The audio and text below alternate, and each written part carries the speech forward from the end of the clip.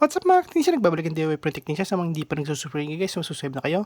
Click notification bell button, click na flash nyo rin na mga videos.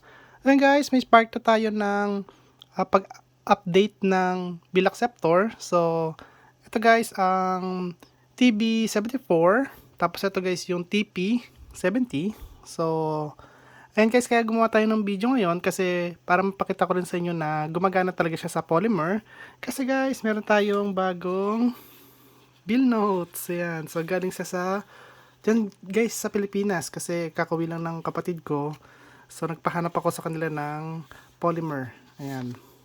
So, bago yan guys. Okay, so, itatry muna natin yan guys dito siyempre sa mga lumang bill notes. Kasi guys, nung unang video natin, wala tayong 1,000, 5,000, 1,500, tsaka yung 20. So, ito lang yung tatlo na ito meron tayo eh. So, ngayon, try muna natin to dito guys, okay?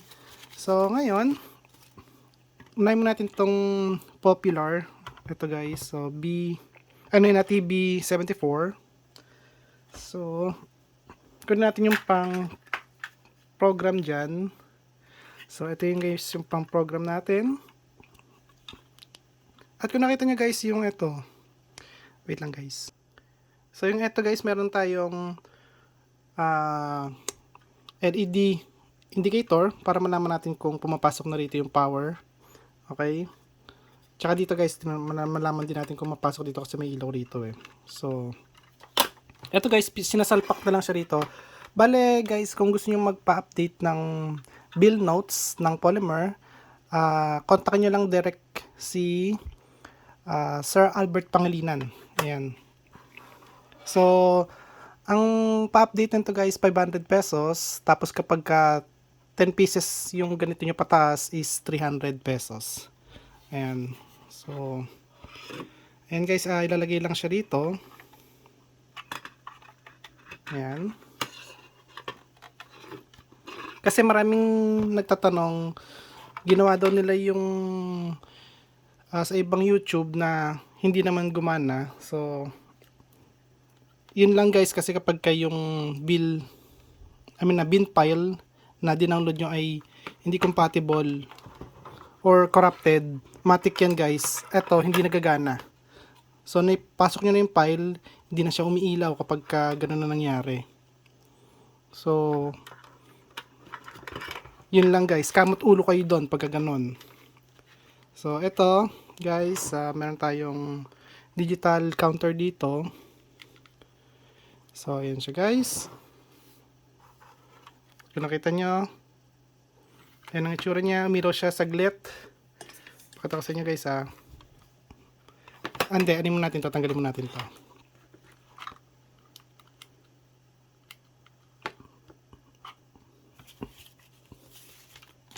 So, try natin to guys, syempre. So, ayan siya guys. So, yung 20, magiging 2 poles lang siya. Ayan o. 50, 7, ayan. 17, and so on yan guys. So, tignan natin kung pumapasok na siya lahat.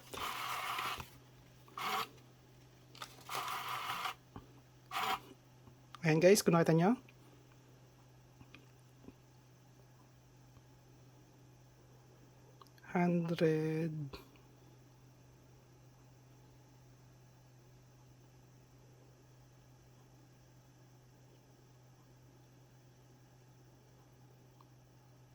Ayan guys.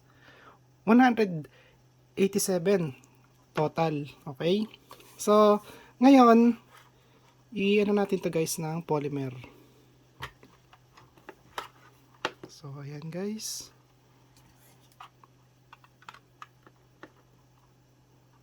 So, ngayon, pindot lang tayo. Kasi okay na siya guys. Ayan o, active status na siya. Na-active na. Yung status guys, wala Hindi siya nailaw. Kasi yung umilaw talaga ito, yung blue. So, nagre-reflect lang doon sa kabila. So, pindutin lang natin to.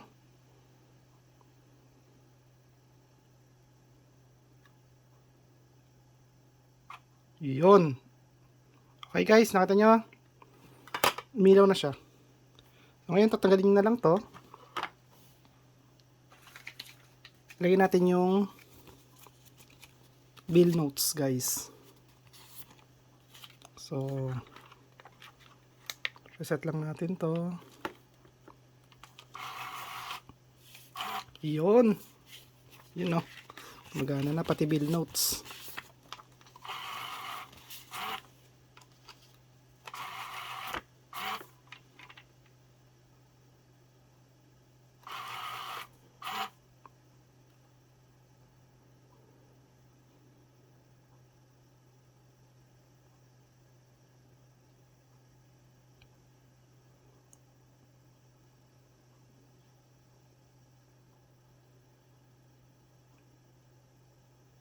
So, yan guys. So, gumagana na yung bill notes natin. So, dapat total nito, pag nilagay natin to rito. So, ilalagay ko to guys. Yung dating pera, or dating bill notes. Dapat ay ito total nito, 3,520.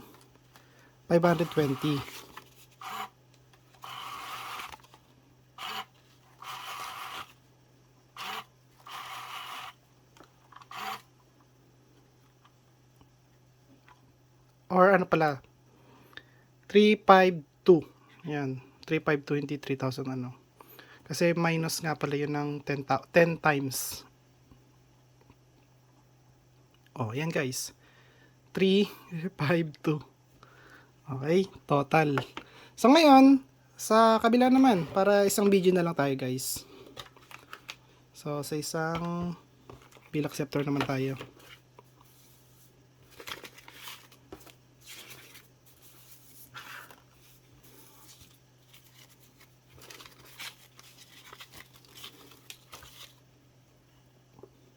So, ito ay may sariling program, guys. So, ito, ilalagay natin ito rito. So, ay hindi, mamaya na. Lagay muna natin tong supply niya. Yun. So, ngayon, tignan natin kung gumagana to syempre, guys.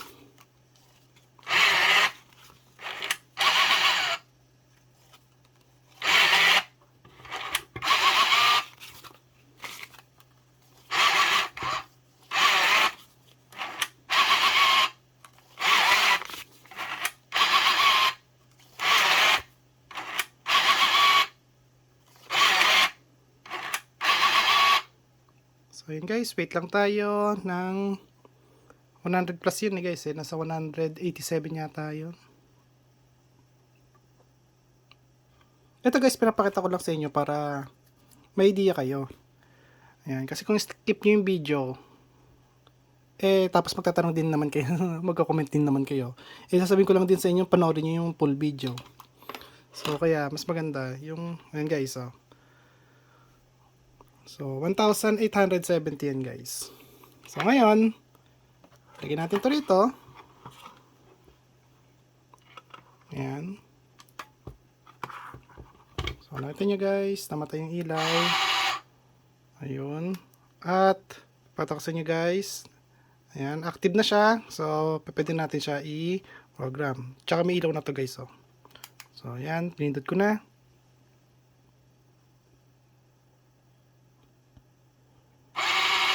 Yun. Oh, okay na siya guys. So, natin yun, nag-ano na yung status niya. Nag-blink. So, ngayon tignan natin kung makaka-accept na siya ng ito guys. So tignan natin kung makaka-accept na siya ng polymer. Wait lang, tanggalin mo natin to.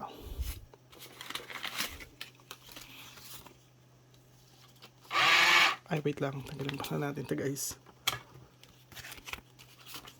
So, ayan, tanggal na to.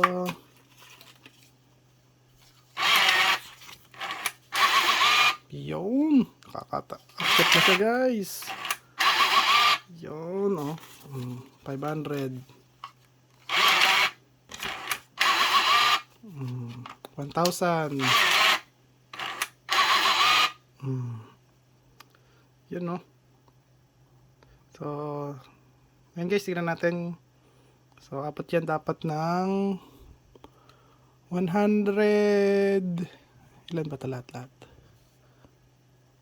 180. Ayan guys. Dapat 100. Ay! Bakit na lang ito? 5, 6. Nga tama. 165 lang. Kasi 1,500. Hindi. 1,650. Ayan. Tama. Ayan. So, ngayon, tignan natin kung tumatanggap pa rin siya ng luma. Ayan guys, tumatanggap pa rin siya ng luma.